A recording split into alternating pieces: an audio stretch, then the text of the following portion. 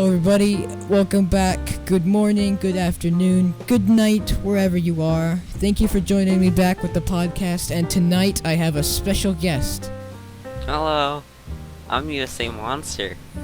I've been in a couple videos before, just a few.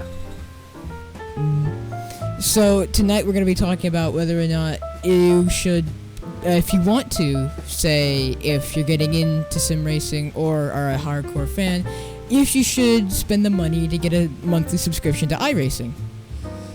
And from my perspective, I haven't done all that much in iRacing other than the Mazda cars, but Monster on the other hand has done quite a bit of iRacing, so I'm going to let him talk about his experiences. You know, it's been fun so far. I think if you have enough experience with the wheel and pedals, and you kind of have an idea of what you can and can't do, then you'll be off just fine. Like, I joined in March, and it's June 1st right now, and I actually, March 6th was when I got it, and I'm already in, like, B license oval racing, which is really good. Like, some people, it takes them a while to get there, but yeah, me being one of them, still in the rookie class for the Mazdas. you still have not gotten out of rookie class, which is amazing. Yeah, I still have not. But a fair warning to anyone trying to get into iRacing, rookie class in the road series, just don't wreck, or don't get close to wrecking with anyone, because that's just your ticket to get out. The races are so incident packed, you would not believe. If you get under a 4X in any road rookie race, you are still, or even 8X, you're still going to get negative, which is good, or no, positive SR, which is what you want. You want more safety rating. That's how you get the D class, and C class, and therefore. Yeah, you keep going up through the rankings as to get to faster machinery. Like, I'm pretty sure it goes, if I'm not mistaken, the Mazdas, then the Skip Barber cars, or the Formula 3 cars, and then you can just go up from there. But how does it go in order for you? So for the road cars, it goes the Mazdas, and then after that there's GT4 cars, Skip Barber, I forgot what else he said, and then after that there's another GT4 Cup with GT3 cars, so it's a mixed, it's got two different, it's multi-class. It's a multi-class race, and then after that is IMSA, or like the 911, or the 911 RSR, those types of cars, the GTE cars that there are, I don't know, but it goes in that sort of order. Yeah, but I mean, like, for like the oval series, are you progressing through it, and like, what is it to progress for you? So it starts off, and you start off in street stocks. There's an unranked cups or a truck series race from the 2009 trucks, and usually uses all free tracks, but it goes from that to, you have the ARCA series, the Wheel-In Modified, I think. You have the Wheel-In Modified, the late model, and another modified, and then another late model series. And then in C class, you have another street stock series.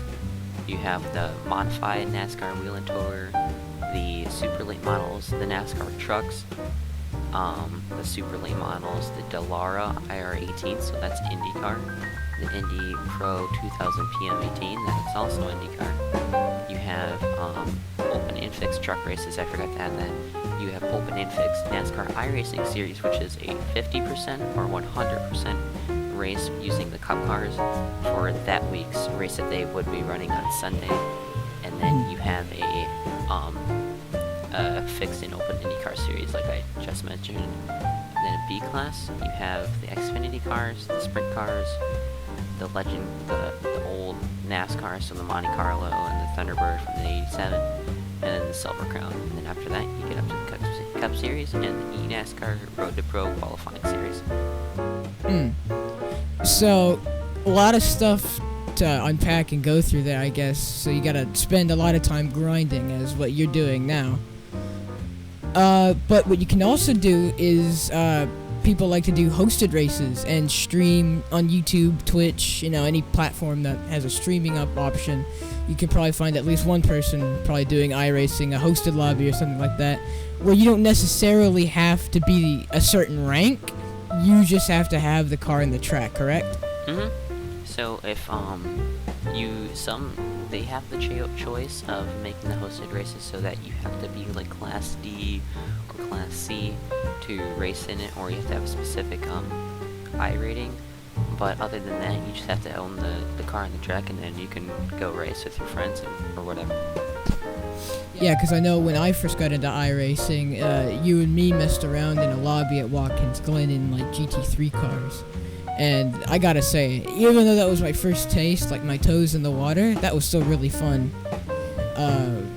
So, yeah, to anyone just trying to get into iRacing, you do have to pay a monthly fee. It depends if you want to do, like any subscription-based service. It's like monthly or like 3 months, 5 months, and stuff like that. You can spread out the lease of the contract and stuff with iRacing and stuff. But you do got to be wary some, because people can protest results, unlike in like F1 2020, say just punt the guy that made you angry. You might not want to do that in iRacing, because people can protest the results, and if they find you at blame, you could possibly get suspended for, an allotted amount of time, depending on how bad the infraction was. Another thing is, they can't do that. I guess you could, if you got angry at someone for something they did, I guess you could spin them out post-race. You're still going to get an export unless you already did another lap. But, if you spin someone out, no matter whose fault it is, if you're the one who got spun out or if you spun them out, you are both going to get the same punishment. So, like, if I got spun out and it wasn't my fault at all, I got turned and I got a 4X, that's their fair way of doing it. Like, that's so that you don't have like a GT Sport case where like people are getting undeserved penalties and whatnot. And to any of these who don't know, if you get any sort of X, that is essentially a penalty towards you in the race and affects your safety rating the more you get. You can get like maybe 2 or 4 and it won't affect it all too much, but you really just want to get a 0x.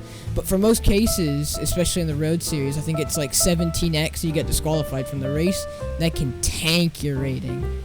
So it's really just about being as clean as possible in the early stages, and then about being fast.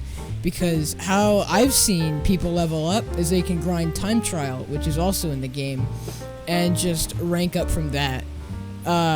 You still have to follow all the stuff you would if you were racing another person in time trial, because obviously it's not going to count your lap if you cut half the course.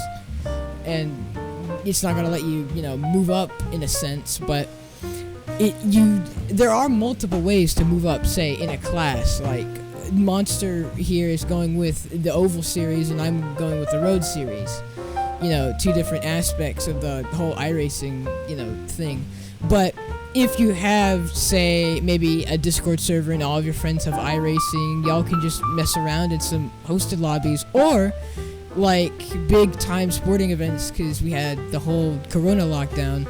There was the 24 Hours of Le Mans in iRacing, and Jimmy did that, and did he win last 2019?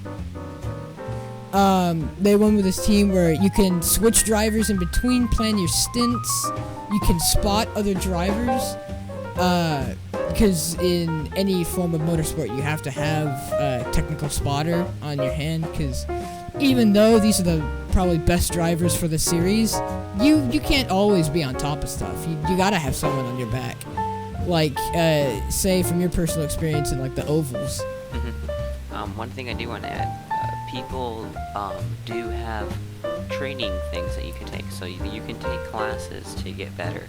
Of course you have to pay, but like people, there's the VRS, the Virtual Racing School, and they made like iRacing. They practice for a Skip Barber, and they teach you and all that kind of stuff, everything you need to know to get good at racing. Another thing is that there's the open and the fixed setup races, like I mentioned, and the open setups are longer and you can do anything to your car, like everything imaginable. So, like, the new next-gen car came out in iRacing, and you can do everything you want to it, and there's all the new suspension setups since they changed that, and all that. The car's symmetrical, so there's no side force, so you have to put in favor for that. I don't do those because I have absolutely no idea how to make a setup, but for those of you who don't know how to make a setup, there's fixed races, which are shorter, but they also have fixed setups for everyone, so no one's going to have an advantage. Yeah. Say in the road series, you have fixed setups for the Mazdas. I don't think you also don't have cautions or yellow flags in the rookie stages of any class, I think, if I am correct, Monster. Cautions, I don't know if it's the same for road or like dirt or anything like that. There is dirt racing too. Cautions don't come into the leagues or the series until Class C. That's when you start getting cautions. Brings me to another point. If you and your friends are pretty serious about iRacing, there's not an inbuilt or built-in system in iRacing to start a league, but if you just have any experience with Excel, then you can just make a points document and just keep track and just do hosted races and race in a league with your friends. Similar to how, like, Jarno Opmeer and those people do F1 leagues. They don't use the in-game system. They just do unranked lobbies and do the races, but then make sure they get all the points and the results from afterwards and tally it in an Excel spreadsheet. But overall, I think for anyone just getting into sim racing, I would personally start with maybe something like GT Sport or maybe F1 2020 to get the basics, and then Project Cars 2 is a very good way to get used to it. I think the physics in the game are, I don't know, I haven't played enough of Assetto Corsa, but I like Project Cars just more because they have a better career mode, and the online is better because there's actually like a ranked system in the online for Project Cars 2. And I think if you want to get into iRacing, and if you're not super confident, get yourself a wheel, because you aren't going to do very well if you're on a controller 1, and get yourself Project Cars because it could be very good. Yeah, so this is most of the beginning titles that I've done. For me, at least, I know that I've been a committed sim racer for about a year and a half now. It's rounding out to be. Ever since I got my wheel, I've been taking this more and more seriously, and I personally believe the longer that you are in it, its skill just comes naturally with time and how you progress on, if you're more serious or less serious about something. But I would say try and dip your toes into the water if you're just completely a novice and new to this completely.